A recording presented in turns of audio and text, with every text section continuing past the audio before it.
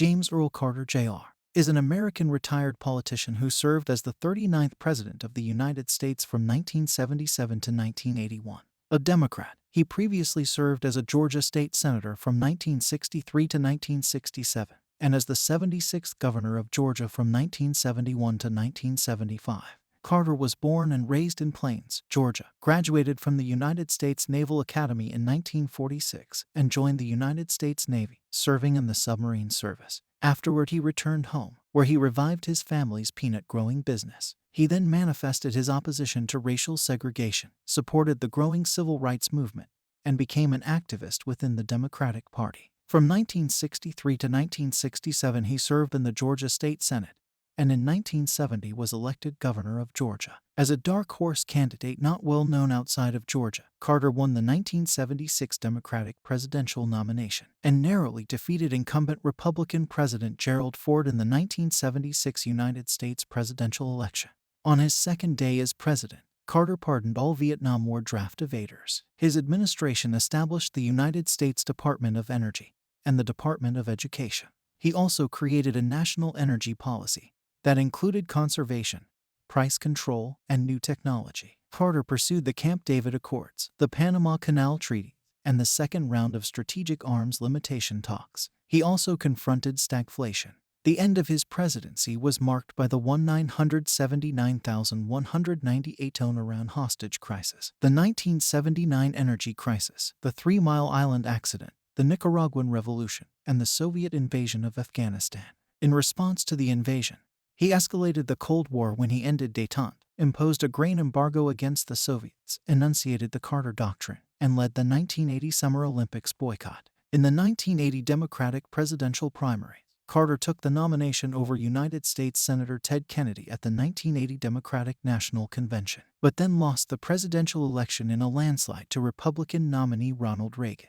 Carter left office in 1981 as the only American president to serve a full term in office without appointing a justice to the Supreme Court of the United States. In 1982, he established the Carter Center to promote and expand human rights, which earned him a Nobel Peace Prize in 2002. He traveled extensively to conduct peace negotiations, monitor elections, and further the eradication of infectious diseases. He is a key figure in the nonprofit organization Habitat for Humanity, and has written numerous books, ranging from political memoirs to poetry, while continuing to comment on global affairs, including 2 books on the Israeli-Palestinian conflict, in which he criticized Israel's treatment of Palestinians as apartheid. Polls of historians and political scientists generally rank Carter as a below-average president. James Earl Carter, Jr., was born on October 1, 1924 in Plains, Georgia at the Wise Sanitarium, where his mother was employed as a registered nurse. With this, Carter became the first American president to be born in a hospital. He was the eldest son of Bessie Lillian and James Earl Carter, Sr. Carter is a descendant of English immigrant Thomas Carter, who settled in the colony of Virginia in 1635. Numerous generations of Carters lived as cotton farmers in Georgia. Plains was a boomtown of 600 people at the time of Carter's birth. His father was a successful local businessman who ran a general store and was an investor in farmland.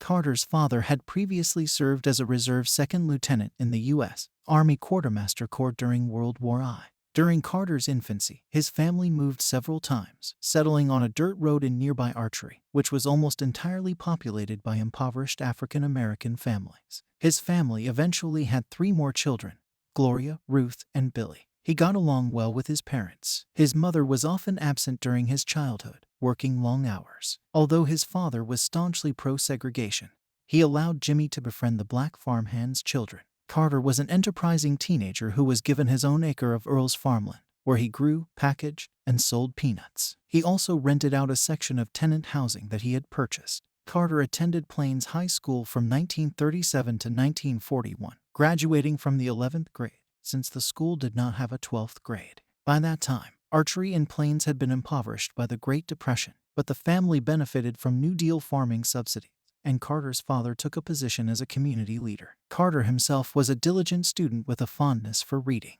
A popular anecdote holds that he was passed over for valedictorian after he and his friends skipped school to venture downtown in a hot rod. Carter's truancy was mentioned in a local newspaper, although it is not clear he would have otherwise been valedictorian. As an adolescent, Carter played on the Plains High School basketball team and also joined a youth organization named the Future Farmers of America, which helped him develop a lifelong interest in woodworking. Carter had long dreamed of attending the United States Naval Academy. In 1941, he started undergraduate coursework in engineering at Georgia Southwestern College in nearby Americus, Georgia. The following year, he transferred to the Georgia Institute of Technology in Atlanta, and he earned admission to the Naval Academy in 1943. He was a good student but was seen as reserved and quiet, in contrast to the Academy's culture of aggressive hazing of freshmen. While at the Academy, Carter fell in love with Rosalind Smith, a friend of his sister Ruth. The two married shortly after his graduation in 1946. He was a sprint football player for the Navy midshipmen. Carter graduated 60th out of 821 midshipmen in the class of 1947 with a Bachelor of Science degree and was commissioned as an ensign. From 1946 to 1953, the Carters lived in Virginia, Hawaii, Connecticut, New York, and California during his deployments in the Atlantic and Pacific fleets. In 1948, he began officer training for submarine duty and served aboard US Pomfret. He was promoted to lieutenant junior grade in 1949, and his service aboard Pomfret included a simulated war patrol to the Western Pacific and Chinese coast from January to March of that year. In 1951, he was assigned to the diesel-electric US K-1, qualified for command, and served in several positions, to include executive officer. In 1952, he began an association with the Navy's fledgling nuclear submarine program, led then by Captain Hyman G. Rickover. Rickover had high standards and demands for his men and machines, and Carter later said that, next to his parents, Rickover had the greatest influence on his life. He was sent to the Naval Reactors Branch of the Atomic Energy Commission in Washington, D.C., for 3-month temporary duty, while Rosalind moved with their children to Schenectady, New York. On December 12, 1952, an accident with the experimental NRX reactor at Atomic Energy of Canada's Chalk River Laboratories caused a partial meltdown, resulting in millions of liters of radioactive water flooding the reactor building's basement. This left the reactor's core ruined. Carter was ordered to Chalk River to lead a U.S. maintenance crew that joined other American and Canadian service personnel to assist in the shutdown of the reactor. The painstaking process required each team member to don protective gear and be lowered individually into the reactor for a few minutes at a time, limiting their exposure to radioactivity while they disassembled the crippled reactor. During and after his presidency, Carter said that his experience at Chalk River had shaped his views on atomic energy and led him to cease development of a neutron bomb. In March 1953, Carter began Nuclear Power School, a 6-month non-credit course covering nuclear power plant operation at the Union College in Schenectady. His intent was to eventually work aboard US Seawolf, which was planned to be the second U.S. nuclear submarine. His plans changed when his father died of pancreatic cancer in July, 2 months before construction of Seawolf began, and Carter obtained a release from active duty so he could take over the family peanut business. Deciding to leave Schenectady proved difficult, as Rosalind had grown comfortable with their life there. She said later that returning to small-town life in Plains seemed a monumental step backward. Carter left active duty on October 9, 1953. He served in the inactive Navy Reserve until 1961 and left the service with the rank of lieutenant. His awards include the American Campaign Medal, World War II Victory Medal, China Service Medal, and National Defense Service Medal. As a submarine officer, he also earned the Dolphin Badge. After debt settlements and division of his estate among its heirs, Jimmy inherited comparatively little. For a year, he, Rosalind, and their 3 sons lived in public housing in Plains. Carter was knowledgeable in scientific and technological subjects, and he set out to expand the family's peanut-growing business. Transitioning from the Navy to an agri-businessman was difficult as his first-year harvest failed due to a drought, and Carter had to open several bank lines of credit to keep the farm afloat. Meanwhile, he took classes and read up on agriculture while Rosalind learned accounting to manage the business's books. Though they barely broke even the first year, the Carters grew the business and became quite successful. As racial tension inflamed in Plains by the 1954 Supreme Court of the United States ruling in Brown v. Board of Education, Carter was in favor of racial tolerance and integration, but often kept those feelings to himself to avoid making enemies. By 1961, he began to speak more prominently of integration as a member of the Baptist Church and chairman of the Sumter County School Board. In 1962, Carter announced his campaign for an open Georgia State Senate seat 15 days before the election. Rosalind, who had an instinct for politics and organization, was instrumental to his campaign. Early counting of the ballots showed Carter trailing to his opponent Homer Moore, but this was the result of fraudulent voting orchestrated by Joe Hurst, the chairman of the Democratic Party in Quitman County. Carter challenged the election result, which was confirmed fraudulent in an investigation. Following this, another election was held, in which Carter won against Moore as the sole Democratic candidate, with a vote margin of 3,013 to 2,182. The civil rights movement was well underway when Carter took office. He and his family had become staunch John F. Kennedy supporters. Carter remained relatively quiet on the issue at first, even as it polarized much of the county. To avoid alienating his segregationist colleagues, he did speak up on a few divisive issues, giving speeches against literacy tests and against an amendment to the Georgia Constitution which, he felt, implied a compulsion to practice religion. Carter entered the state Democratic Executive Committee 2 years into office, where he helped rewrite the state party's rules. He became the chairman of the West Central Georgia Planning and Development Commission, which oversaw the disbursement of federal and state grants for projects such as historic site restoration. When Bo Calloway was elected to the United States House of Representatives in 1964, Carter immediately began planning to challenge him. The two had previously clashed over which 2-year college would be expanded to a 4-year college program by the state, and Carter saw Calloway, who had switched to the Republican Party, as a rival that represented aspects of politics he despised. Carter himself was re-elected to a second 2-year term in the state Senate, where he chaired its Education Committee and sat on the Appropriations Committee toward the end of the term. He contributed also to a bill expanding statewide education funding and getting Georgia Southwestern State University a 4-year program. He leveraged his regional planning work, giving speeches around the district to make himself more visible to potential voters. On the last day of the term, Carter announced his run for the House of Representatives. However, Calloway decided to run for Georgia's governorship, and Carter would abandon his own efforts, also deciding to run for the governorship. In the 1966 gubernatorial election, Carter ran against liberal former Governor Ellis Arnall and conservative segregationist Lester Maddox in the Democratic primary. In a press conference, he described his ideology as conservative, moderate, liberal, and middle of the road. "I believe I am a more complicated person than that." He lost the primary, but drew enough votes as a third-place candidate to force Arnall into a runoff election with Maddox, who then narrowly defeated Arnall. In the general election, Republican nominee Calloway went on to win a plurality of the vote, but short of a 50% majority, allowing the Democratic-majority Georgia House of Representatives to elect Maddox as governor. This resulted in a victorious Maddox, whose victory, due to his segregationist stance, was seen as the worst outcome to the indebted Carter. Carter returned to his agriculture business, carefully planning his next campaign. This period was a spiritual turning point for Carter. He declared himself a born-again Christian, and his last child Amy was born during this time.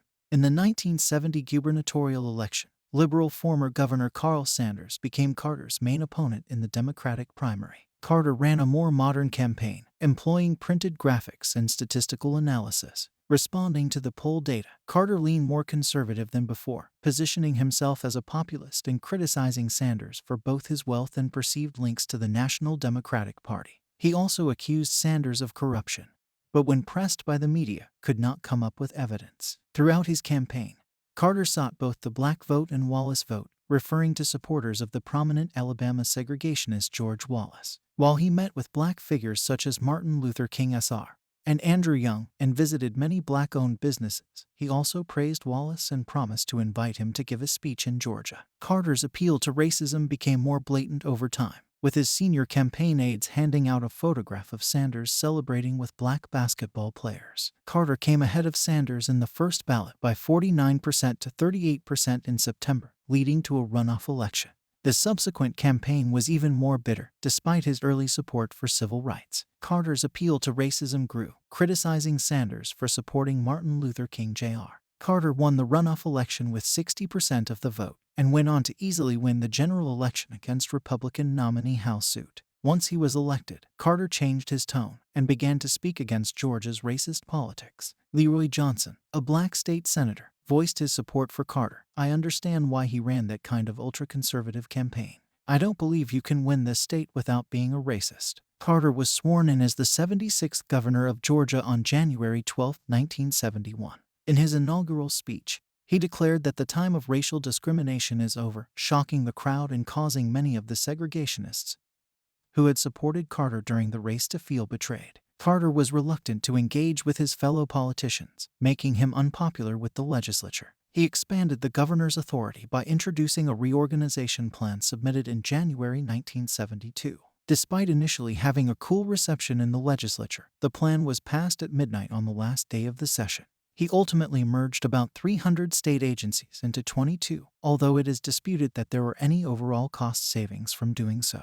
On July 8, 1971, during an appearance in Columbus, Georgia, he stated his intent to establish a Georgia Human Rights Council to help solve issues within the state ahead of any potential violence. In a news conference on July 13, 1971, Carter announced his ordering of department heads to reduce spending for the aid of preventing a $57 million deficit by the end of the 1972 fiscal year, specifying that each state department would be impacted and estimating that 5% over government revenue would be lost if state departments continued full using allocated funds. On January 13, 1972, Carter requested the state legislature to provide funding for an early childhood development program along with prison reform programs and $48 million in paid taxes for nearly all state employees. On March 1, 1972, Carter stated a possible usage of a special session of the General Assembly could take place if Justice Department opted to turn down any reapportionment plans by either the House or Senate.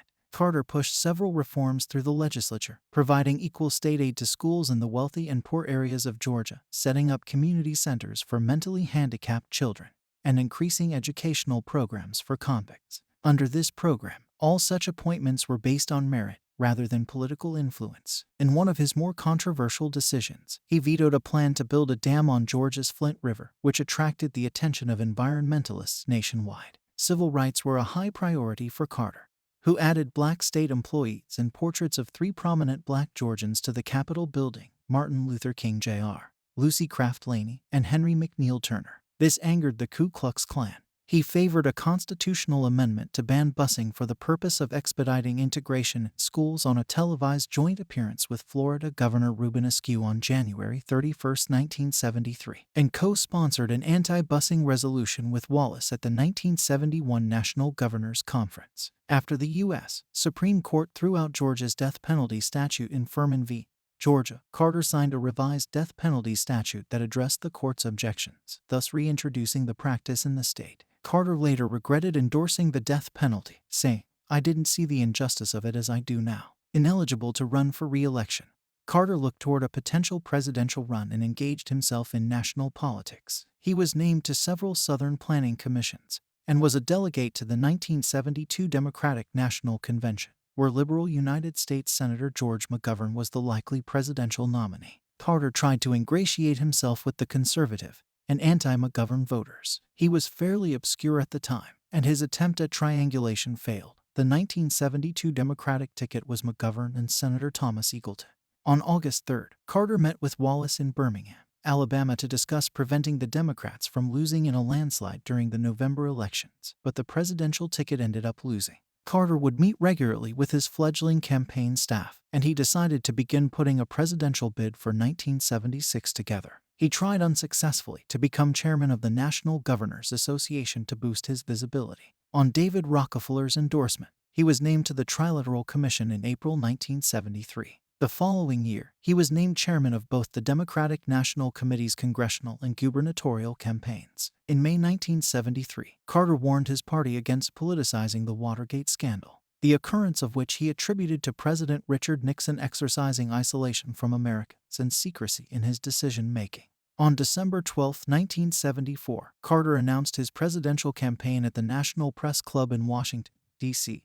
His speech contained themes of domestic inequality, optimism, and change. Upon his entrance in the Democratic primary, he was competing against 16 other candidates and was considered to have little chance against the more nationally known politicians like Wallace. His name recognition was 2%, and his opponents derisively asked Jimmy who. In response to this, Carter began to emphasize his name and what he stood for, stating, "My name is Jimmy Carter, and I'm running for president." This strategy proved successful. By mid-March 1976, Carter was not only far ahead of the active contenders for the presidential nomination, but against incumbent Republican President Gerald Ford by a few percentage points. As the Watergate scandal was still fresh in the voters' minds, Carter's position as an outsider, distant from Washington, D.C., proved helpful. He promoted government reorganization. In June, Carter published a memoir titled Why Not the Best? To help introduce himself to the American public. Carter became the front-runner early on by winning the Iowa caucus and the New Hampshire primary. His strategy involved reaching a region before another candidate could extend influence there, traveling over 50,000 miles, visiting 37 states, and delivering over 200 speeches before any other candidate had entered the race. In the South, he tacitly conceded certain areas to Wallace and swept them as a moderate when it became clear Wallace could not win it. In the North, Carter appealed largely to conservative Christian and rural voters. Whilst he did not achieve a majority in most northern states, he won several by building the largest singular support base. Although Carter was initially dismissed as a regional candidate, he would clinch the Democratic nomination. In 1980, Lawrence Shoup noted that the national news media discovered and promoted Carter and stated, "What Carter had that his opponents did not was the acceptance and support of elite sectors of the mass communications media. It was their favorable coverage of Carter and his campaign that gave him an edge, propelling him rocket-like to the top of the opinion polls." This helped Carter win key primary election victories, enabling him to rise from an obscure public figure to president-elect in the short space of 9 months. During an interview in April 1976, Carter said, "I have nothing against a community that is trying to maintain the ethnic purity of their neighborhoods." His remark was intended as supportive of open housing laws, but specifying opposition to government efforts to inject black families into a white neighborhood just to create some sort of integration. Carter's stated positions during his campaign included public financing of congressional campaigns, his support for the creation of a federal consumer protection agency, creating a separate cabinet-level department for education, signing a peace treaty with the Soviet Union to limit nuclear weapons, reducing the defense budget, a tax proposal implementing a substantial increase toward those who have the higher incomes alongside a levy reduction on taxpayers with lower and middle incomes, making multiple amendments to the Social Security Act, and having a balanced budget by the end of his first term of office. On July 15, 1976, Carter chose U.S. Senator Walter Mondale as his running mate. Carter and Ford faced off in 3 televised debates, the first United States presidential debate since 1960. For the November 1976 issue, Carter was interviewed by Robert Scheer of Playboy, which hit the newsstands a couple of weeks before the election.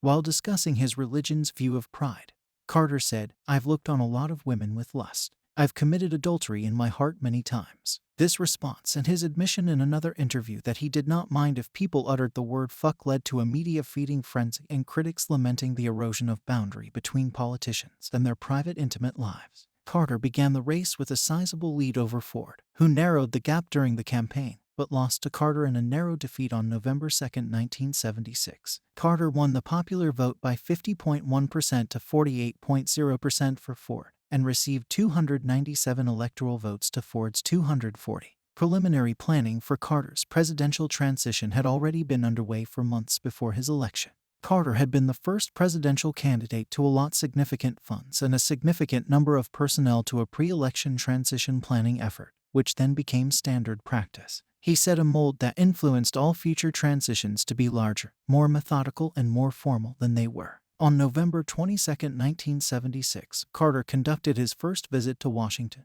D.C., after being elected, meeting with Director of the Office of Management James Lynn and United States Secretary of Defense Donald Rumsfeld at the Blair House, and holding an afternoon meeting with President Ford at the White House. The next day, he conferred with congressional leaders, expressing that his meetings with cabinet members had been very helpful and saying Ford had requested he seek out his assistance if needing anything.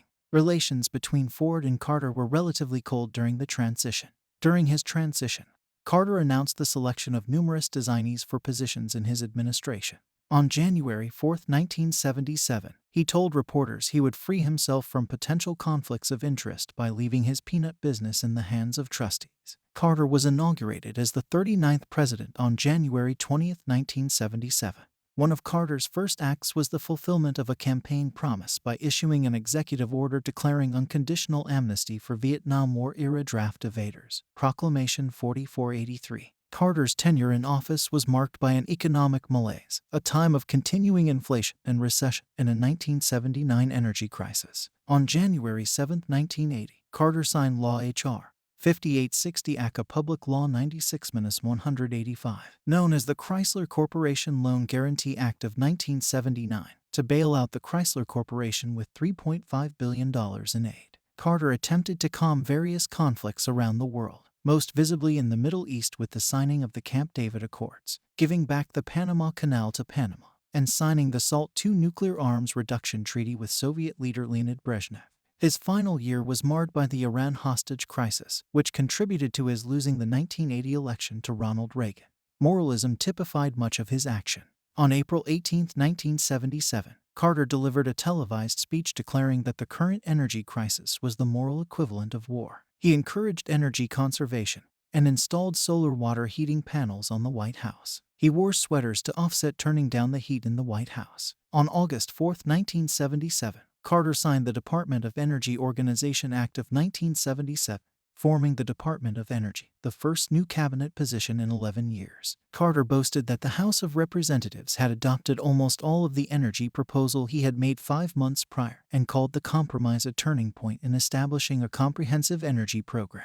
The following month, on October 13, Carter stated he believed in the Senate's ability to pass the Energy Reform Bill and identified energy as the most important domestic issue that we will face while I am in office. On January 12, 1978, during a press conference, Carter said the continued discussions about his energy reform proposal had been long and divisive and arduous, as well as hindering to national issues that needed to be addressed with the implementation of the law. In an April 11, 1978, news conference, Carter said his biggest surprise in the nature of a disappointment since becoming president was the difficulty Congress had in passing legislation, citing the energy reform bill in particular. I never dreamed a year ago in April when I proposed this matter to the Congress that a year later it still would not be resolved. The Carter energy legislation was approved by Congress after much deliberation and modification on October 15, 1978. The measure deregulated the sale of natural gas, dropped a long-standing pricing disparity between intra- and interstate gas, and created tax credits to encourage energy conservation and the use of non-fossil fuels. On March 1, 1979, Carter submitted a standby gasoline rationing plan per the request of Congress. On April 5, he delivered an address in which he stressed the urgency of energy conservation and increasing domestic production of energy sources such as coal and solar. During an April 30th news conference, he said it was imperative that the House Commerce Committee approve the standby gasoline rationing plan and called on Congress to pass the several other standby energy conservation plans he had proposed. On July 15, 1979, he delivered a nationally televised address in which he identified what he believed to be a crisis of confidence among American people. Under the advisement of pollster Pat Cadell, who believed Americans faced a crisis in confidence from events of the 1960s and 1970s prior to his presidency. Some later called this his malaise speech, memorable for mixed reactions and his use of rhetoric. The speech's negative reception centered on a view that he did not emphasize his own efforts to address the energy crisis and seemed too reliant on Americans. In 1978, Carter declared a federal emergency in the neighborhood of Love Canal in the city of Niagara Falls, New York. More than 800 families were evacuated from the neighborhood, which had been built on top of a toxic waste landfill. The Superfund law was created in response to the situation. Federal disaster money was appropriated to demolish the approximately 500 houses, the 99th Street School, and the 93rd Street School, which had been built on top of the dump, and to remediate the dump and construct a containment area for the hazardous wastes. This was the first time that such a process had been undertaken. Carter acknowledged that several more Love Canals existed across the country, and that discovering such hazardous dump sites was one of the grimmest discoveries of our modern era. Carter typically refused to conform to Washington's rules. He avoided phone calls from members of Congress and verbally insulted them. He was unwilling to return political favors. His negativity led to frustration in passing legislation. During a press conference on February 23, 1977, Carter stated that it was inevitable that he would come into conflict with Congress and added that he had found a growing sense of cooperation with Congress and met in the past with congressional members of both parties. Carter developed a bitter feeling following an unsuccessful attempt at having Congress enact the scrapping of several water projects, which he had requested during his first 100 days in office and received opposition from members of his party. As a rift ensued between the White House and Congress afterward, Carter noted that the liberal wing of the Democratic Party was most ardently against his policy, attributing this to Ted Kennedy's wanting the presidency. Carter, thinking he had support from 74 congressmen, issued a hit list of 19 projects that he claimed were pork barrel spending that he claimed would result in a veto on his part if included in any legislation. He found himself at odds with congressional Democrats once more, with Speaker of the House of Representatives Tip O'Neill finding it inappropriate for a president to pursue what had traditionally been the role of Congress. Carter was also weakened by signing a bill that contained many of the hit list projects he intended to cancel. In an address to a fundraising dinner for the Democratic National Committee on June 23, 1977, Carter said, "I think it's good to point out tonight, too, that we have evolved a good working relationship with the Congress. For 8 years we had government bipartisanship. Now we have government by partnership." At a July 28 news conference, assessing the first 6 months of his presidency, Carter spoke of his improved understanding of Congress. "I have learned to respect the Congress more on an individual basis. I've been favorably impressed at the high degree of concentrated experience and knowledge that individual members of Congress can bring on a specific subject, where they've been the chairman of a subcommittee or committee for many years and have focused their attention on this particular aspect of government life, which I will never be able to do." On May 10, 1979, the House voted against giving Carter authority to produce a standby gas rationing plan. The following day, Carter delivered remarks in the Oval Office describing himself as shocked and embarrassed for the American government by the vote and concluding the majority of the House members are unwilling to take the responsibility, the political responsibility for dealing with a potential, serious threat to our nation. He furthered that a majority of House members were placing higher importance on local or parochial interests and challenged the lower chamber of Congress with composing their own rationing plan in the next 90 days. Carter's remarks were met with criticism by House Republicans, who accused his comments of not befitting the formality a president should have in their public remarks. Others pointed to 106 Democrats voting against his proposal, and the bipartisan criticism potentially coming back to haunt him. At the start of a news conference on July 25, 1979, Carter called on believers in the future of the U.S. and his proposed energy program to speak with Congress as it bore the responsibility to impose his proposal.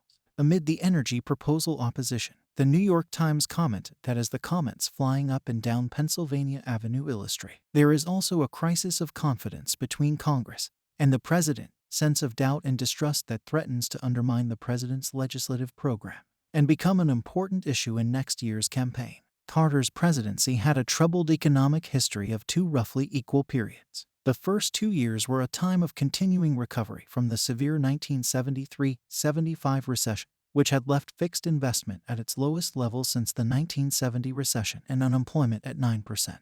His last 2 years were marked by double-digit inflation, coupled with very high interest rates, oil shortages, and slow economic growth. Due to the $30 billion economic stimulus legislation, such as the Public Works Employment Act of 1977, proposed by Carter and passed by Congress, real household median had grown by 5.2%, with a projection of 6.4% for the next quarter. The 1979 energy crisis ended this period of growth, and as inflation and interest rates rose, economic growth, job creation, and consumer confidence declined sharply. The relatively loose monetary policy adopted by Federal Reserve Board Chairman G. William Miller had already contributed to somewhat higher inflation, rising from 5.8% in 1976 to 7.7% in 1978.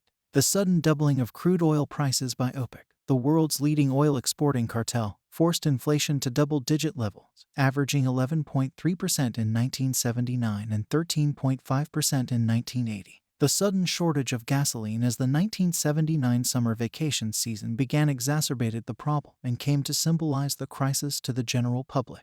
The acute shortage, originating in the shutdown of Amerada Hess refining facilities, led to a lawsuit against the company that year by the federal government.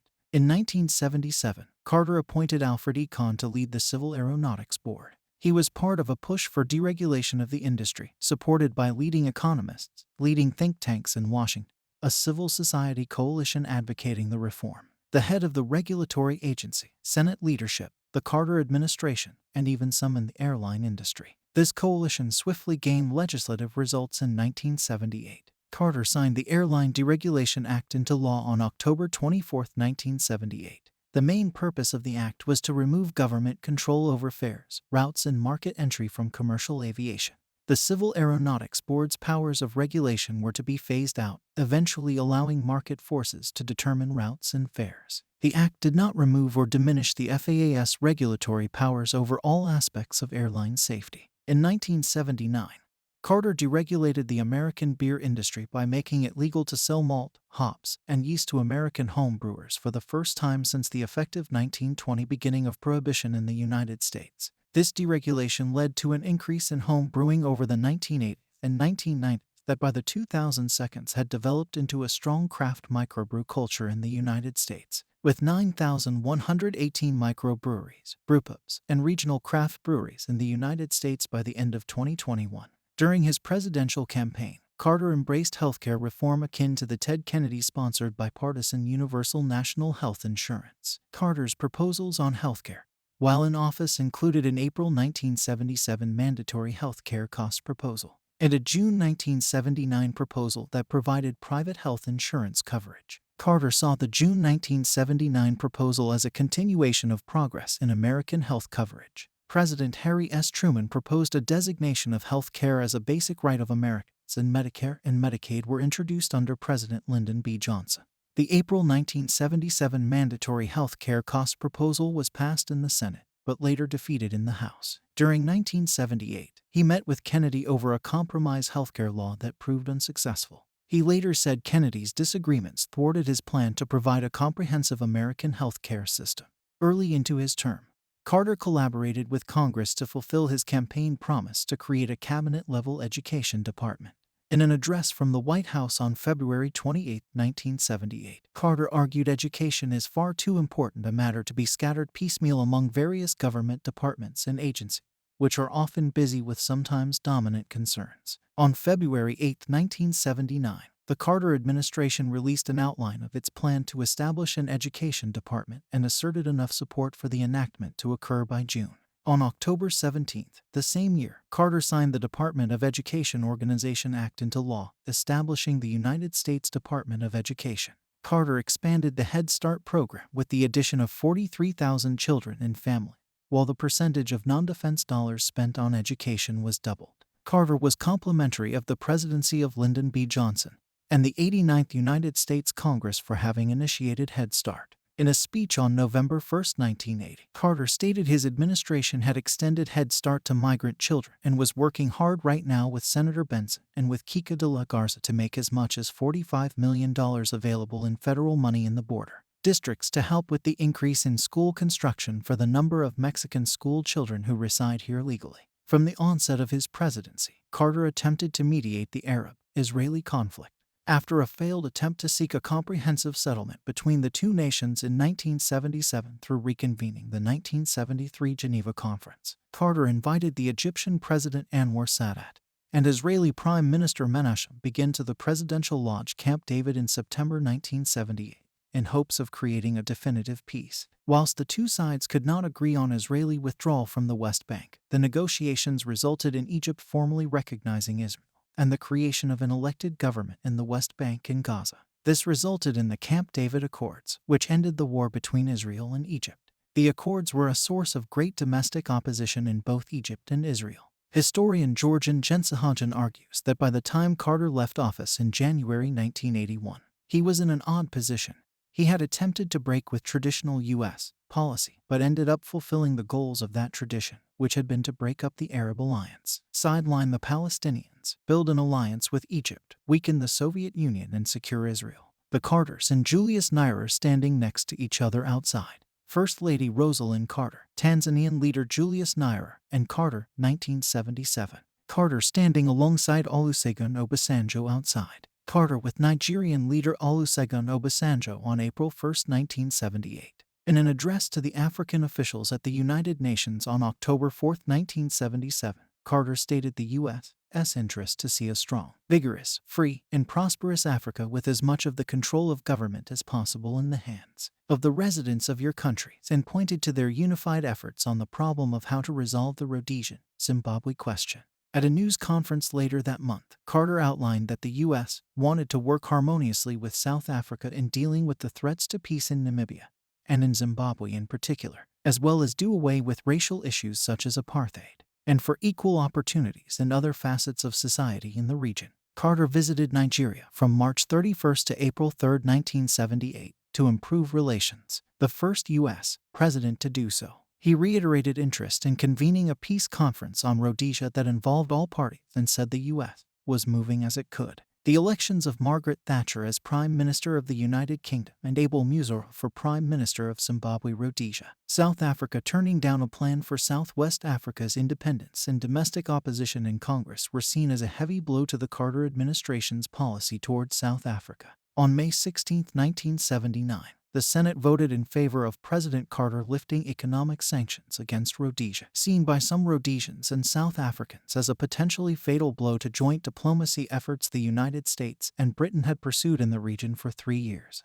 Any compromise between the Salisbury leaders and guerrillas. On December 3, Secretary of State Vance promised Senator Jesse Helms that when the British governor arrived in Salisbury to implement an agreed Lancaster House settlement, and the electoral process began, the president would take prompt action to lift sanctions against Zimbabwe Rhodesia. Carter sought closer relations with the People's Republic of China, continuing the Nixon administration's drastic policy of rapprochement. The two countries increasingly collaborated against the Soviet Union, and the Carter administration tacitly consented to the Chinese invasion of Vietnam. In 1979, Carter extended formal diplomatic recognition to the PRC for the first time. This decision led to a boom in trade between the United States and the PRC, which was pursuing economic reforms under the leadership of Deng Xiaoping. After the Soviet invasion of Afghanistan, Carter allowed the sale of military supplies to China and began negotiations to share military intelligence. In January 1980, Carter unilaterally revoked the Sino-American Mutual Defense Treaty with the Republic of China, which had lost control of mainland China to the PRC in 1949, but retained control of the island of Taiwan. Carter's abrogation of the treaty was challenged in court by conservative Republicans, but the Supreme Court ruled that the issue was a non-justiciable political question in Goldwater v. Carter. The U.S. continued to maintain diplomatic contacts with the ROC through the 1979 Taiwan Relations Act. During Carter's presidency, the U.S. continued to support Indonesia as a Cold War ally, in spite of human rights violations in East Timor. The violations followed Indonesia's December 1975 invasion and occupation of East Timor. Under Carter's administration, military assistance to Indonesia increased, peaking in 1978. This was antithetical to Carter's stated policy of not selling weapons if it would exacerbate a potential conflict in a region of the world. During a news conference on March 9, 1977, Carter reaffirmed his interest in having a gradual withdrawal of American troops from South Korea, and stated that he wanted South Korea to eventually have adequate ground forces owned by and controlled by the South Korean government to protect themselves against any intrusion from North Korea. On May 19, the Washington Post quoted Chief of Staff of U.S. Forces in South Korea John K. Singlaub as criticizing Carter's withdrawal of troops from the Korean peninsula. Later that day, Press Secretary Rex Granum announced Singlaub had been summoned to the White House by Carter, whom he also confirmed had seen the article in the Washington Post. Carter relieved Singlaub of his duties 2 days later on May 21 following a meeting between the two. During a news conference on May 26, he said South Korea could defend itself with reduced American troops in case of conflict. From June 30 to July 1, 1979, Carter held meetings with President of South Korea Park Chung-hee at the Blue House for a discussion on relations between the U.S. and Korea, as well as Carter's interest in preserving his policy of worldwide tension reduction. On April 21, 1978, Carter announced a reduction in American troops in South Korea scheduled to be released by the end of the year by 2/3, citing a lack of action by Congress in regards to a compensatory aid package for the Seoul government. On November 15, 1977, Carter pledged that his administration would continue positive relations between the U.S. and Iran, calling its contemporary status strong, stable, and progressive. When the Shah was overthrown, increasingly anti-Americanism came from Iran, which intensified when Carter allowed the Shah to the Memorial Sloan Kettering Cancer Center in New York on October 22, 1979. On November 4, a group of Iranian students took over the U.S. Embassy in Tehran. The students belonged to the Muslim student followers of the Imam's line and were in support of the Iranian Revolution. 52 American diplomats and citizens were held hostage for the next 444 days until they were finally freed immediately after Ronald Reagan succeeded Carter as president on January 20, 1981. During the crisis, Carter remained in isolation in the White House for more than 100 days, until he left to participate in the lighting of the national menorah on the ellipse. A month into the affair, Carter stated his commitment to resolving the dispute without any military action that would cause bloodshed or arouse the unstable captors of our hostages to attack them or to punish them. On April 7, 1980, Carter issued Executive Order 12,205, imposing economic sanctions against Iran, and announced further government measures he deemed necessary to ensure a safe release. On April 24, 1980, Carter ordered Operation Eagle Claw to try to free the hostages. The mission failed, leaving 8 American servicemen dead and causing the destruction of 2 aircraft.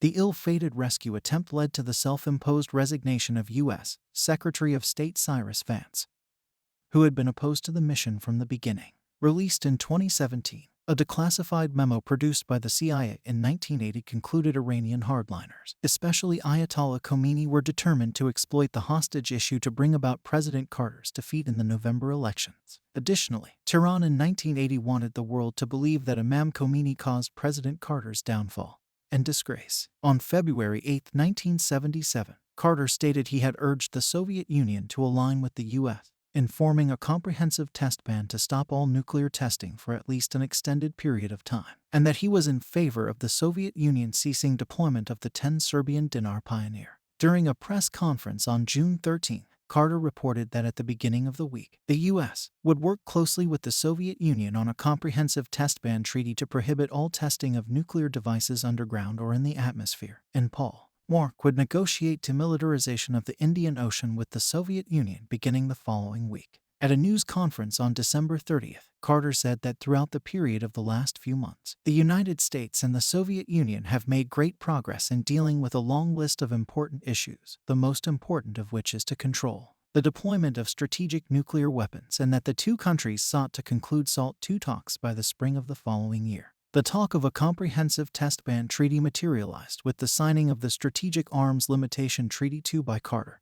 and Leonid Brezhnev on June 18, 1979.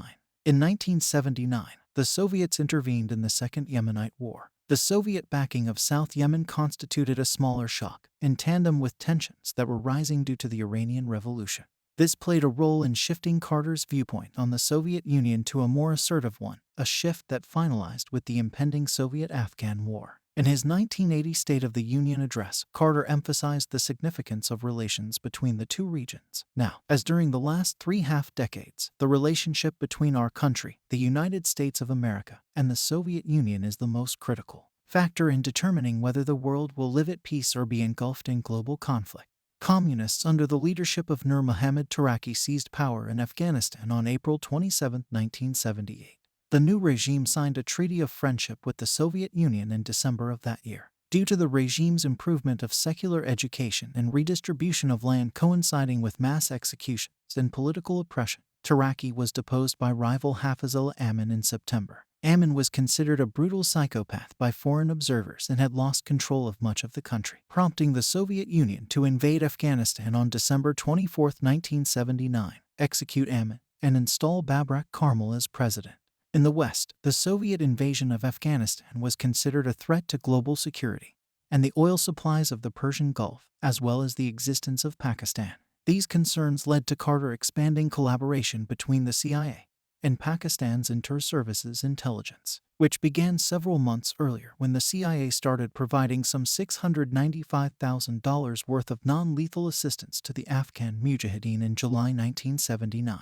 The modest scope of this early collaboration was likely influenced by the understanding, later recounted by CIA official Robert Gates, that a substantial U.S. covert aid program might have raised the stakes, thereby causing the Soviets to intervene more directly and vigorously than otherwise intended. According to a 2020 review of declassified U.S. documents by Connor Tobin in the journal Diplomatic History, the primary significance of this small-scale aid was in creating constructive links with dissidents through Pakistan's ISI that could be utilized in the case of an overt Soviet intervention. The small-scale covert program that developed in response to the increasing Soviet influence was part of a contingency plan if the Soviets did intervene militarily, as Washington would be in a better position to make it difficult for them to consolidate their position, but not designed to induce an intervention. On December 28, Carter signed a presidential finding explicitly allowing the CIA to transfer lethal military equipment either directly or through third countries to the Afghan opponents of the Soviet intervention in Afghanistan, and to arrange selective training conducted outside of Afghanistan in the use of such equipment either directly or via third country intermediation. Carter's finding defined the CIA's mission as harassment of Soviet troops. At the time, this was not a war the CIA expected to win outright on the battlefield. In the words of Steve Call, Carter was determined to respond harshly to what he considered a dangerous provocation. In a televised speech on January 23, 1980, he announced sanctions on the Soviet Union, promising renewed aid and registration to Pakistan and the Selective Service System, as well as committing the U.S. to the Persian Gulf's defense. Carter imposed an embargo on grain shipments to the USSR, tabled the consideration of SALT II, requested a 5% annual increase in defense spending, and called for a boycott of the 1980 Summer Olympics in Moscow. Carter's tough stance was backed enthusiastically by the British Prime Minister Margaret Thatcher. National Security Advisor Zbigniew Brzezinski played a major role in organizing Jimmy Carter's policies on the Soviet Union as a grand strategy. The thrust of U.S. policy for the duration of the war was determined by Carter in early 1980. Carter initiated a program to arm the Mujahideen through Pakistan's ISI and secured a pledge from Saudi Arabia to match U.S. funding for this purpose. The Soviets were unable to quell the insurgency and withdrew from Afghanistan in 1989, precipitating the dissolution of the Soviet Union itself. The routing of U.S. aid through Pakistan led to massive fraud, as weapons sent to Karachi were frequently sold on the local market rather than delivered to the Afghan rebels. Despite this, Carter has expressed no regrets over his decision to support what he still considers the freedom fighters in Afghanistan. Carter made 12 international trips to 25 countries during his presidency. Carter was the first president to make a state visit to sub-Saharan Africa when he went to Nigeria in 1978. His travel also included trips to Europe, Asia, and Latin America. He made several trips to the Middle East to broker peace negotiations. His visit to Iran from December 31, 1977 to January 1, 1978 took place less than a year before the overthrow of Shah Mohammad Reza Pahlavi. The September 21, 1977 resignation of Burt Lance, who served as director of the Office of Management and Budget in the Carter administration, came amid allegations of improper banking activities prior to his tenure, and was an embarrassment to Carter. Carter became the first sitting president to testify under oath as part of an investigation of him. As a result of United States Attorney General Griffin Bell appointing Paul J. Curran as a special counsel to investigate loans made to the peanut business owned by Carter by a bank controlled by Burt Lance, and Curran's position as special counsel not allowing him to file charges on his own. Curran announced in October 1979 that no evidence had been found to support allegations that funds loaned from the National Bank of Georgia had been diverted to Carter's 1976 presidential campaign, ending the investigation. Carter's campaign for re-election in 1980 was based primarily on attacking Ronald Reagan. The Carter campaign frequently pointed out and mocked Reagan's proclivity to gaffes, using his age and perceived lack of connection to his native California voter base against him. Later on, the campaign used similar rhetoric to the Lyndon B. Johnson 1964 presidential campaign, intending to portray Reagan as a warmonger that could not be trusted with the nuclear arsenal. Carter attempted to deny the Reagan campaign $29.4 million in campaign funds due to dependent conservative groups already raising $60 million to get him elected, a number which exceeded the limit of campaign funds. Carter's attempt was later denied by the Federal Election Commission. Carter later wrote that the most intense and mounting opposition to his policies came from the liberal wing of the Democratic Party, which he attributed to Ted Kennedy's ambition to replace him as president. After Kennedy announced his candidacy in November 1979, questions regarding his activities during his presidential bid were a frequent subject of Carter's press conferences held during the Democratic presidential primaries. Kennedy, despite winning key states such as California and New York, surprised his supporters by running a weak campaign, leading to Carter winning most of the primaries and securing renomination. Kennedy had mobilized the liberal wing of the Democratic Party, which gave Carter weak support in the fall election. Carter and Mondale were formally nominated at the 1980 Democratic National Convention held in New York City. Carter delivered a speech notable for its tribute to the late Hubert Humphrey, whom he initially called Hubert Horatio Hornblower, and Kennedy made the Dream Shall Never Die speech, in which he criticized Reagan and did not endorse Carter. Along with Reagan and Kennedy, he was opposed by centrist John B. Anderson, who had previously contested the Republican presidential primaries and upon losing to Reagan, re-entered as an independent. Anderson advertised himself as a more liberal alternative to Reagan's conservatism. As the campaign went on, Anderson's polling numbers dropped and his base was gradually pulled to Carter or Reagan. Carter had to run against his own stagflation-ridden economy, while the hostage crisis in Iran dominated the news every week. He was attacked by conservatives for failing to prevent Soviet gains in less developed countries, as pro-Soviet governments had taken power in countries including Angola, Ethiopia, Nicaragua, and Afghanistan. His brother, Billy Carter, caused controversy due to his association with Muammar Gaddafi's regime in Libya. He alienated liberal college students, who were expected to be his base, by reinstating registration for the military draft. His campaign manager and former appointments secretary, Timothy Kraft, stepped down some 5 weeks before the general election amid what turned out to have been an uncorroborated allegation of cocaine use. On October 28, Carter and Reagan participated in the sole presidential debate of the election cycle in which they were both present, due to Carter refusing to partake in debates with Anderson.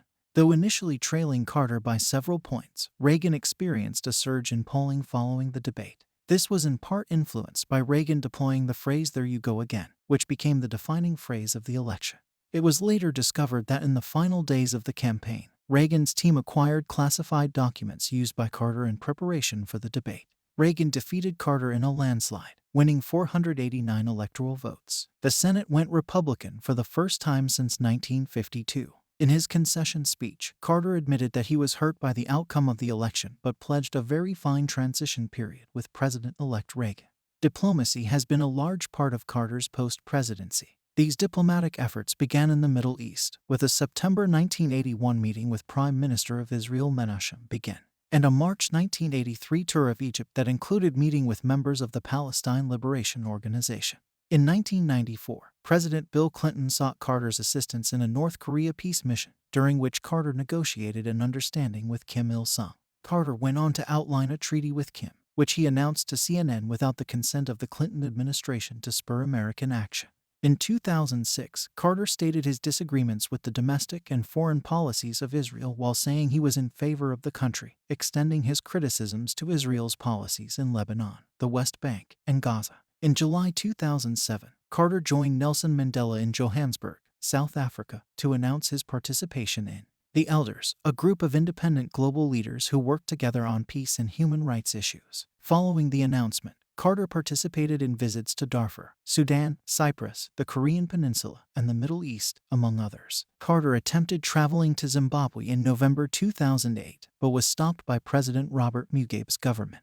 In December 2008, Carter met with Syrian President Bashar al-Assad, and in a June 2012 call with Jeffrey Brown, stressed Egyptian military generals could take full executive and legislative power to form a new constitution favoring themselves if their announced intentions came true. On August 10, 2010, Carter traveled to North Korea to secure the release of Alan Gomes, successfully negotiating his release. Throughout the latter part of 2017, as tensions between the U.S. and North Korea persisted, Carter recommended a peace treaty between the two nations and confirmed he had offered himself to the Trump administration as a willing candidate to serve as diplomatic envoy to North Korea. Carter began his first year out of office with a pledge not to critique the new Reagan administration, stating that it was too early. He sided with Reagan on issues like building neutron arms after the Soviet invasion of Afghanistan, though frequently spoke out against his administration, denouncing many of its actions in the Middle East. In 1987, Carter insisted that he was incapable of preserving peace in the Middle East. Carter condemned the handling of the Sabra and Shatila massacre, the lack of efforts to rescue and retrieve 4 American businessmen from West Beirut in 1984, Reagan's support of the Strategic Defense Initiative in 1985, and his claim of an international conspiracy on terrorism. In 1987, he also criticized Reagan for conceding to terrorist demands, the nomination of Robert Bork for the Supreme Court, and his handling of the Persian Gulf crisis. On January 16, 1989, prior to the inauguration of George H.W. Bush, Carter expressed to fellow former President Ford that Reagan had experienced a media honeymoon, saying that he believed Reagan's immediate successor would be less fortunate. Carter had a mostly negative relationship with Bill Clinton, who snubbed him from his inauguration ceremony. He doubted the morality of the Clinton administration, particularly for the Monica Lewinsky scandal, and the pardon of Mark Rich. During the presidency of George W. Bush, Carter stated his opposition to the Iraq War and what he considered an attempt on the part of Bush and Tony Blair to oust Saddam Hussein through the usage of lies and misinterpretations. In May 2007, Carter stated the Bush administration has been the worst in history in terms of its impact in foreign affairs, and later stated he was just comparing Bush's tenure to that of Richard Nixon. Carter's comments received a response from the Bush administration in the form of Tony Fratto saying Carter was increasing his irrelevance with his commentary. By the end of Bush's second term, Carter considered Bush's tenure disappointing, which he disclosed in comments to Forward magazine of Syria. Though he praised President Obama in the early part of his tenure, Carter stated his disagreements with the use of drone strikes against suspected terrorists, Obama's choice to keep Guantanamo Bay detention camp open, and the current federal surveillance programs as disclosed by Edward Snowden. During the Trump presidency, Carter spoke favorably of the chance for immigration reform through Congress and criticized Trump for his handling of the U.S. national anthem protests. In October 2017, he defended Trump in an interview with the New York Times, criticizing the media's coverage of him harsher than any other president certainly that I've known about. In 2019, Carter received a phone call from Trump in which he expressed concern that China was getting ahead of the United States. Carter agreed, stating that China's strength came from their lack of involvement in armed conflict, calling the U.S. the most warlike nation in the history of the world. Carter was considered a potential candidate in the 1984 presidential election, but did not run and instead endorsed Walter Mondale for the Democratic nomination. After Mondale secured the nomination, Carter critiqued the Reagan campaign, spoke at the 1984 Democratic National Convention, and advised Mondale. Following the election, in which President Reagan defeated Mondale, Carter stated the loss was predictable because of the latter's platform that included raising taxes. In the 1988 presidential election, Carter ruled himself out as a candidate once more and predicted Vice President George H.W. Bush as the Republican nominee in the general election. Carter foresaw unity at the 1988 Democratic National Convention, where he delivered an address. Following the election, a failed attempt by the Democrats in regaining the White House, Carter said Bush would have a more difficult presidency than Reagan because he was not as popular. During the 1992 presidential election, Carter met with Massachusetts Senator Paul Tsongas, who sought out his advice. Carter spoke favorably of former governor of Arkansas Bill Clinton and criticized Ross Perot, a Texas billionaire who was running as an independent. As the primary concluded, Carter spoke of the need for the 1992 Democratic National Convention to address certain issues not focused on in the past, and campaigned for Clinton after he became the Democratic nominee in the general election, publicly stating his expectation to be consulted during the latter's presidency. Carter endorsed Vice President Al Gore days before the 2000 presidential election, and in the years following voiced his opinion that the election was won by Gore, despite the Supreme Court handing the election to Bush in the controversial Bush v. Gore ruling. In the 2004 presidential election, Carter endorsed John Kerry and spoke at the 2004 Democratic National Convention. Carter also voiced concerns of another voting mishap in the state of Florida. Amid the Democratic presidential primary in 2008, Carter was speculated to endorse Senator Barack Obama over his main primary rival Hillary Clinton amid his speaking favorably of the candidate, as well as remarks from the Carter family that showed their support for Obama. Carter also commented on Clinton ending her bid when superdelegates voted after the June 3 primary. Leading up to the general election, Carter criticized the Republican nominee John McCain. Carter warned Obama against selecting Clinton as his running mate. Carter endorsed Republican Mitt Romney for the Republican nomination during the primary season of the 2012 presidential election, though he clarified that his backing of Romney was due to him considering the former Massachusetts governor the candidate that could best assure a victory for President Obama. Carter delivered a videotape address at the 2012 Democratic National Convention. Carter was critical of Republican presidential candidate Donald Trump shortly after the latter entered the primary, predicting that he would lose. As the primary continued, Carter stated he would prefer Trump over his main rival Ted Cruz, though he rebuked the Trump campaign in remarks during the primary and in his address to the 2016 Democratic National Convention. Carter believes that Trump would not have been elected without Russia's interference in the 2016 election, and he believes that Trump didn't actually win the election in 2016. He lost the election, and he was put into office because the Russians interfered on his behalf.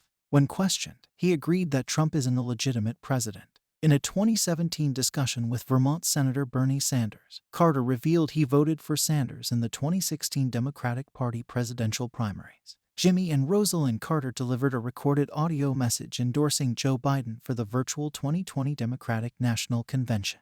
On January 6, 2021, following the U.S. Capitol attack, along with the other three still living former presidents, Barack Obama, George W. Bush, and Bill Clinton, Jimmy Carter denounced the attack, releasing a statement saying that he and his wife were troubled by the events, also stating that what had occurred was a national tragedy and is not who we are as a nation, and adding that, having observed elections in troubled democracies worldwide, I know that we the people can unite to walk back from this precipice to peacefully uphold the laws of our nation. Carter delivered a recorded audio message for the inauguration of Joe Biden on January 20, 2021, as the Carters were unable to attend the ceremony in person. In November 2022, the U.S. Court of Appeals, 9th District overruled a three-judge panel of the court and scheduled a rehearing of the case against the Trump administration proposed land swap in Alaska to allow a road through the Izmek National Wildlife Refuge. In an unusual action, Carter had filed an opinion in support of the suit by environmental groups,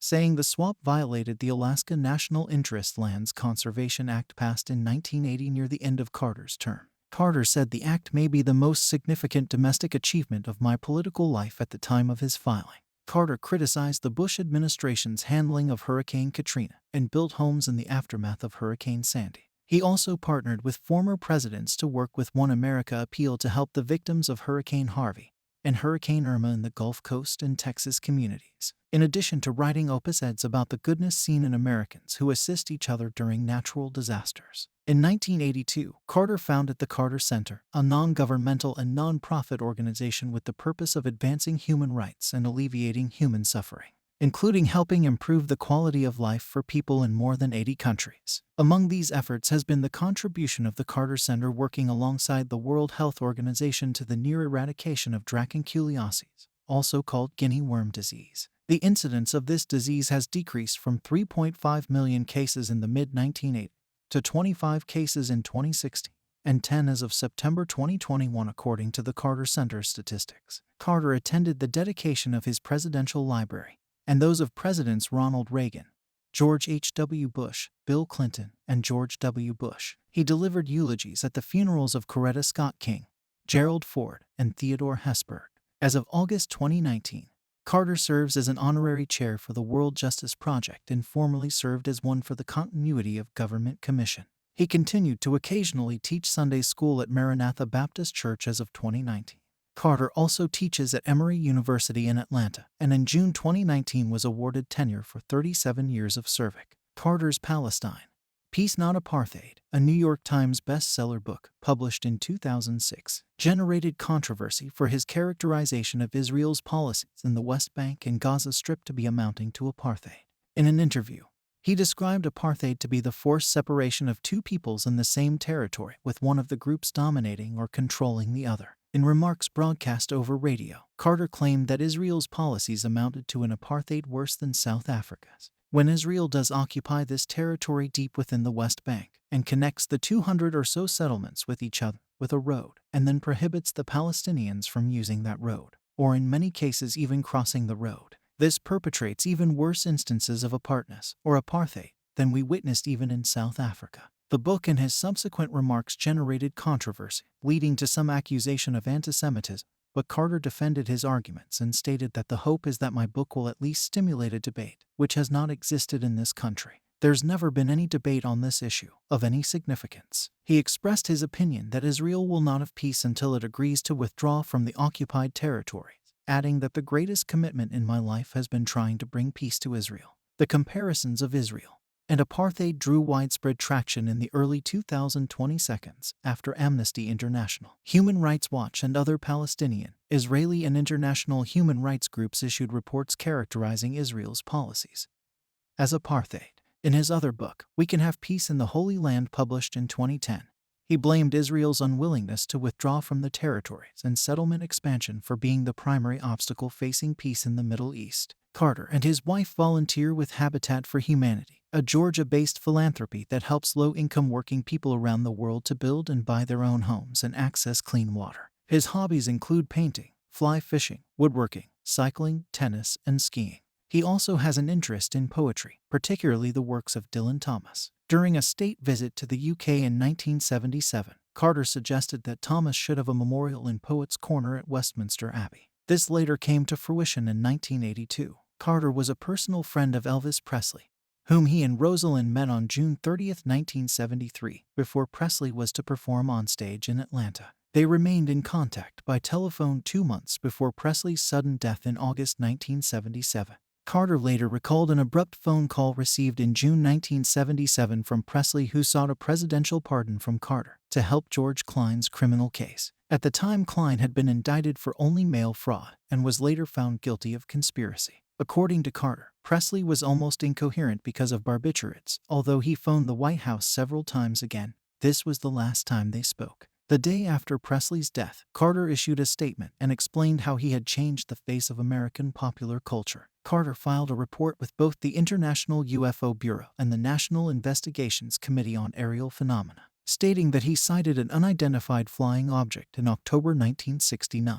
From a young age, Carter showed a deep commitment to Christianity. In 1942, Carter became a deacon and teaches Sunday school at Maranatha Baptist Church in Plains, Georgia. At a private inauguration worship service, the preacher was Nelson Price, the pastor of Roswell Street Baptist Church of Marietta, Georgia. As president, Carter prayed several times a day and professed that Jesus was the driving force in his life. He was greatly influenced by a sermon he had heard as a young man that asked, "If you were arrested for being a Christian, would there be enough evidence to convict you?" In 2000, after the Southern Baptist Union announced they would no longer permit women to become pastors, he renounced his membership, saying, "I personally feel that women should play an absolutely equal role in service of Christ in the church." He remained a member of the Cooperative Baptist Fellowship. In 2007, with Bill Clinton, he founded the New Baptist Covenant Organization for Social Justice. Carter had 3 younger siblings, all of whom died of pancreatic cancer: sisters Gloria Spann and Ruth Stapleton, and brother Billy Carter. He was first cousin to politician Hugh Carter, and a distant cousin to the Carter family of musicians. He is also related to Motown founder Berry Gordy by way of their white great-grandfather James Thomas Gordy, who had a relationship with a black female slave he owned. Carter married Rosalind Smith on July 7, 1946, in the Plains Methodist Church, the Church of Rosalind's Family. They have 3 sons, Jack, James 3, and Donald, 1 daughter, Amy, 9 grandsons, 3 granddaughters, 5 great-grandsons, and 8 great-granddaughters. Mary Prince was their daughter Amy's nanny for most of the period from 1971 until Jimmy Carter's presidency ended. Carter had asked to be designated as her parole officer, thus helping to enable her to work in the White House. The Carters celebrated their 76th anniversary on July 7, 2022. On October 19, 2019, they became the longest-wed presidential couple, having overtaken George and Barbara Bush at 26,765 days. Their eldest son Jack Carter was the 2006 Democratic candidate for U.S. Senate in Nevada and lost to Republican incumbent John Ensign. Jack's son Jason Carter is a former Georgia state senator, and in 2014 was the Democratic candidate for governor of Georgia, losing to the Republican incumbent Nathan Deal. On December 20, 2015, while teaching a Sunday school class, Carter announced that his 28-year-old grandson Jeremy Carter had died of unspecified causes. On August 3, 2015, Carter underwent an elective surgery to remove a small mass on his liver, and his prognosis for a full recovery was initially said to be excellent. On August 12, he announced he had been diagnosed with cancer that had metastasized, without specifying where the cancer had originated. On August 20th, Carter disclosed that melanoma had been found in his brain and liver, and that he had begun treatment with the immunotherapy drug pembrolizumab and was about to start radiation therapy. His healthcare was managed by Emory Healthcare of Atlanta. He has an extensive family history of cancer, including both of his parents and all 3 of his siblings. On December 6th, he issued a statement announcing that his medical scans no longer showed any cancer. On May 13, 2019, Carter broke his hip during a fall at his Plains home and underwent surgery the same day at the Phoebe Sumter Medical Center in Americus, Georgia. On October 6th, a forehead injury above his left eyebrow received during another fall at home required 14 stitches. A public appearance afterward revealed that the former president had a black eye from the injury. On October 21st, Carter was admitted to the Phoebe Sumter Medical Center after suffering a minor pelvic fracture after falling again at home for the 3rd time in 2019. He was subsequently able to resume teaching Sunday school at Maranatha Baptist Church on November 3rd. On November 11th, Carter was hospitalized at the Emory University Hospital in Atlanta for a procedure to relieve pressure on his brain caused by bleeding connected to his falls. The surgery was successful, and he was released from the hospital on November 27. On December 2nd, Carter was readmitted to the hospital for a urinary tract infection, but was released on December 4th. On February 18, 2023, the Carter Center announced that Carter was staying at home to receive hospice care instead of additional medical intervention. Carter has been the earliest serving living former president since the death of Gerald Ford in 2006. In September 2012, he surpassed Herbert Hoover as the longest retired president. Carter became the oldest president ever to attend an American presidential inauguration in 2017 at the age of 92, and the first to live to the 40th anniversary of his own inauguration. 2 years later, on March 22, 2019, he became the nation's longest-lived president when he surpassed the lifespan of George H.W. Bush, who was 94 years, 171 days of age when Bush died in November 2018. On October 1, 2019, Carter became the first U.S. president to live to the age of 95. He noted how difficult it felt to reach his 90 seconds, the former president saying in a 2019 interview with People that he never expected to live as long as he has, claiming his secret to a long life is a good marriage. Regardless, he has made arrangements to be buried in front of his home at 29 Woodland Drive in Plains, Georgia. He noted in 2006 that a funeral in Washington, D.C., with visitation at the Carter Center was planned as well. In exit polls from the 1976 presidential election, many voters still held Ford's pardon of Nixon against him. By comparison, Carter was viewed as a sincere, honest, and well-meaning Southerner. However, in the 1980 election, Reagan projected an easy self-confidence, in contrast to Carter's serious and introspective temperament.